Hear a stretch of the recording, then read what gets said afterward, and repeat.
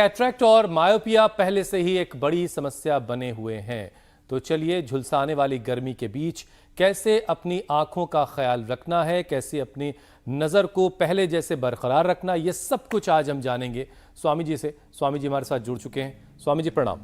प्रणाम स्वामी जी, सुप्रभात।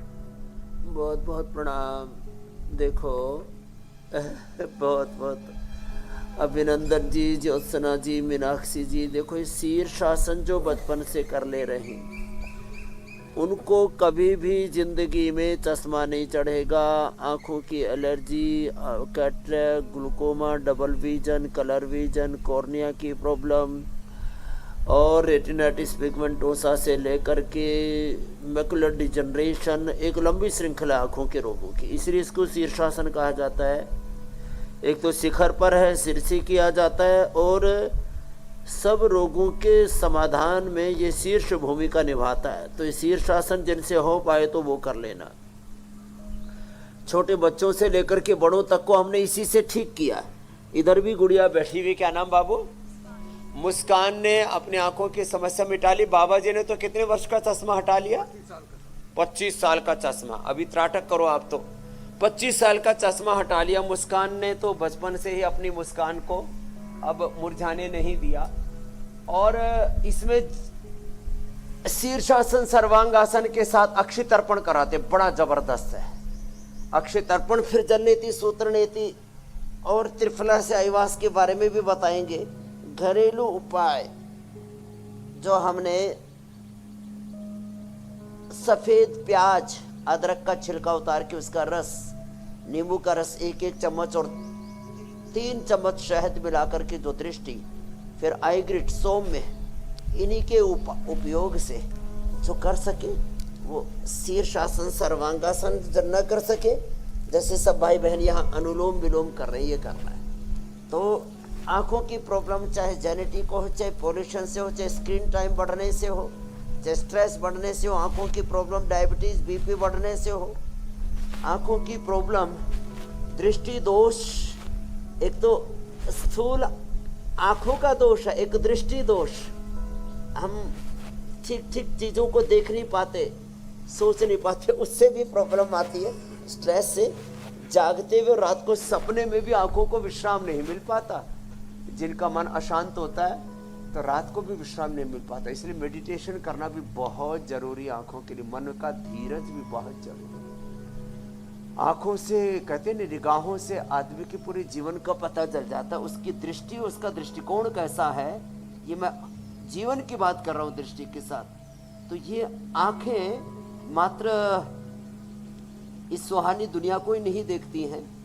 दृष्टि में हमारे जीवन की दृष्टि, दृष्टिकोण, हमारे जीवन का पूरा विजन, हमारा पूरा थॉट प्रोसेस, हमारे आइडियोलॉजी, हमारा पूरा कैरेक्टर झलकता है। इसलिए शीर्षासन सर्वांगासन तो रोज करना ही। और स्वामी जी देखिए, हमारे कार्यक्रम का दृष्टिकोण ये है, या आप मरकटासन कर लेते हैं ऐसे कि हर कोई सेहतमंद रहे, किसी भी तरह की बीमारी उसके आसपास भी ना फटके। तो आंखों पर पहले बिल्कुल केंद्रित होने से पहले पूरे शरीर का जो एक्सरसाइज है वो उस पर भी ज़रा ध्यान दे लेते हैं। क्योंकि अगर आसमान से आग बरस रही है तो जाहिर है सबको झुलसाएगी भी, सब पर बुरा असर डालेगी। और हेल्थ एक्सपर्ट्स ये बताते हैं स्वामी जी कि गर्मी का असर जो है वो दिल, दिमाग, लंग्स, लीवर, पैनक्रियाज और आंखों पर सबसे ज़्यादा पड़ रहा है। तो लंबे वक्त तक गर्मी की चपेट में जो लोग रहते हैं, गर्मी के संपर्क में ज़्यादा होते हैं, तो उनके ऑर्गन डैमेज होने का भी खतरा रहता है। तो सबसे पहले एक पूरा सेट करवा दीजिए ताकि लोग सुरक्षा कवच अपने लिए तैयार कर लें, फिर आंखों की एक एक बीमारी पर भी बात होगी। देखो, एक तो शीर्षासन सर्वांगासन तो ये पहले ही किए जाते हैं योगाभ्यास में। बहुत तेज शरीर गर्म होने पर, तेज दौड़ने के बाद, तेज एक्सरसाइज के बाद शीर्षासन सर्वांगासन, इसलिए शुरुआत में उनको करें।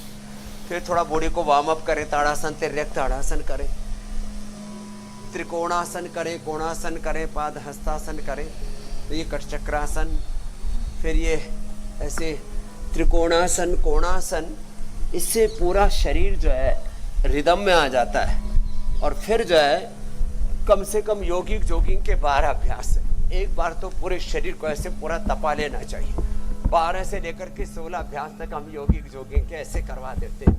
मैं तो कहता हूँ चाहे सर्दी हो गर्मी हो, 12 महीने मैं ऐसे एक बार पसीना बहाता ही बहाता हूँ। और उसका लाभ ये है कि शरीर के एक एक सेल, टिश्यू, ऑर्गन से लेकर के पूरे genes, chromosomes, RNA, DNA, protein phosphorylation से लेकर के एक एक सेल के एपोप्टोसिस से लेकर के और ऑटोफेजी, माइटोफेजी, एनाबॉलिज्म, कैटाबॉलिज्म, मेटाबॉलिज्म, वात, पित्त, कफ, त्रिदोष से लेकर के सारे दोषों से निर्दोष निरोग रहते हुए अपने आप को बचा लेते। तो एक सेशन तो ये 5-10 मिनट का योगिक जोगिंग का, सूर्य नमस्कार का, ये दंड बैठक का, ये सबको कर लेना चाहिए। इससे थोड़ा थोड़ा भी कर लिया ना तो पूरा शरीर जो है वो हमारा सध जाता है। और इसमें पहले तो धीरे धीरे कर पाएंगे, बाद में स्पीड अप भी कर लेते हैं ऐसे। तो ये ऐसे ऐसे ये और ऐसे करने से पूरा हमारा शरीर जो है वो योग करने लायक भी बन जाता है। तो पूरे शरीर में ऐसे एक एनर्जी आ जाती है। और फिर सूर्य नमस्कार और ये दंड बैठक, ये तो एक बार सुबह सुबह पसीना बहा ही लेना। फिर जो मैं कह रहा था, ये सूर्य नमस्कार के 12 अभ्यास, फिर ये अक्षि तर्पण, फिर जल नीति, सूत्र नीति, त्रिफला से आवाज, त्राटक, मुंह में पानी भर के ठंडे पानी से आंखों पर छींटे मारना और धीरज रखना जीवन में। धीरज बहुत जरूरी है। सब प्रकार से धैर्य के साथ शौर्य, वीरता, पराक्रम, उत्साह भी रहना चाहिए। सूर्य नमस्कार, दंड बैठक, ये तो रोज की दिनचर्या का हमारा हिस्सा हो गया ये। और बैठ करके ये ऐसे, जो ऐसे ना कर सके वो ऐसे ही कर ले। ऐसे भी ना कर सके तो कम से कम भुजंगासन तो सभी कर सकते। तो ये तो पावर योगा जो हमने दिसंबर जनवरी से शुरू किया था, अब तक उसको बरकरार रखा हुआ है। 1 मिनट में 100 बार ऐसे कर लेते हैं। जब फास्ट करते हैं, जो धीरे भी करते हैं ना, वो भी ऐसे 2 मिनट में